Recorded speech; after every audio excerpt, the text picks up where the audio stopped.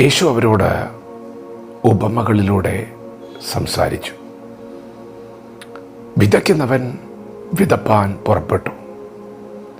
ചിലത് വഴിയരികെ വീണു. വഴിയരികെ വീണത് ഒരുവൻ വചനം കേട്ട ഉടനെ സാത്താൻ വന്ന ആ വചനത്തെ അവൻ്റെ ഹൃദയത്തിൽ നിന്ന് എടുത്ത് കളയുന്നതാകുന്നു. ദൈവത്തിൻ്റെ മാറ്റമില്ലാത്ത വചനം ശ്രദ്ധിക്കുന്ന പ്രിയപ്പെട്ടവരെ, യേശു കർത്താവ്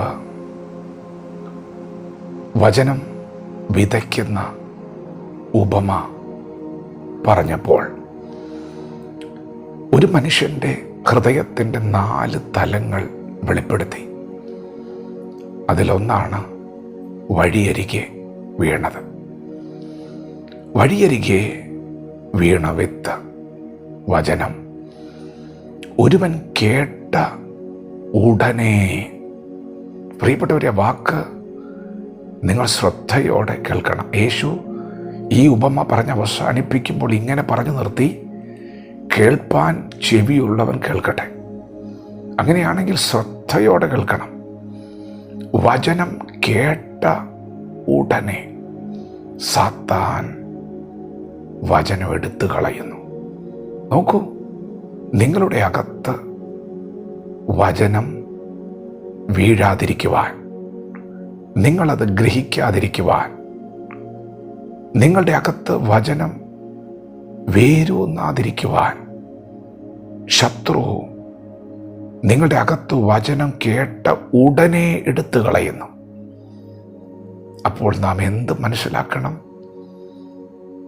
നിങ്ങളുടെ അകത്ത് വചനം കടക്കുന്നത് പിശാച് ഭയപ്പെടുന്നു. നിങ്ങൾ വചനം ഗ്രഹിക്കുന്നത് പിശാച് ഭയപ്പെടുന്നു. എന്തുകൊണ്ട് ഭയപ്പെടുന്നു? യേശു കർത്താവിനെ പിശാച് പരീക്ഷിക്കുമ്പോൾ, യേശുവിനെ ഉയർന്ന മലയിൽ കൊണ്ടുപോയിട്ട് പിശാച് സകലതും കാണിച്ചു. എന്നിട്ട് പറഞ്ഞു, ഇതെല്ലാം എൻ്റെയാണ്, എന്നെ ഒന്ന് വീണ് നമസ്കരിച്ചാൽ ഇത് മുഴുവൻ ഞാൻ തരാം.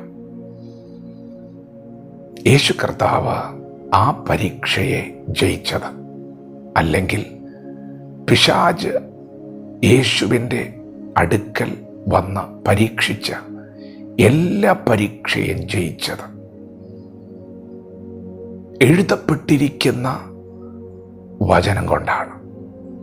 ഇങ്ങനെ എഴുതിയിരിക്കുന്നുവല്ലോ, മനുഷ്യൻ അപ്പം കൊണ്ട് മാത്രമല്ല ദൈവത്തിൻ്റെ വായിൽ നിന്ന് വരുന്ന സകല വചനം കൊണ്ട് ജീവിക്കുന്നു എന്ന് എഴുതിയിരിക്കുന്നുവല്ലോ. പരീക്ഷകളെ ജയിച്ചത് വചനം കൊണ്ടാണ്. ദൈവവചനം ആത്മാവിൻ്റെ വാളാണ്. ദൈവത്തിൻ്റെ വചനം തീയാണ്. ദൈവത്തിൻ്റെ വചനം ഇരുവായ്ത്തലയുള്ള വാളാണ്. പ്രിയപ്പെട്ടവരെ, നിങ്ങൾ വചനം ശ്രദ്ധയോടെ കേൾക്കണം.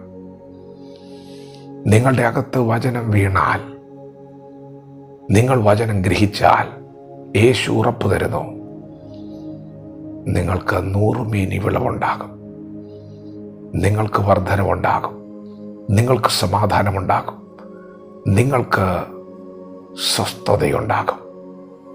പ്രിയപ്പെട്ടവരെ, ദൈവവചനം ശ്രദ്ധയോടെ കേൾക്കുക. നിങ്ങൾ ഇന്ന് പകൽ കേൾക്കുന്നത് ശത്രു കവർന്നെടുക്കാതിരിക്കുവാൻ, അത് ഗ്രഹിക്കുന്നത് വരെ കേൾക്കുക. അത് നിങ്ങളുടെ അകത്ത് വേരൂന്നട്ടെ,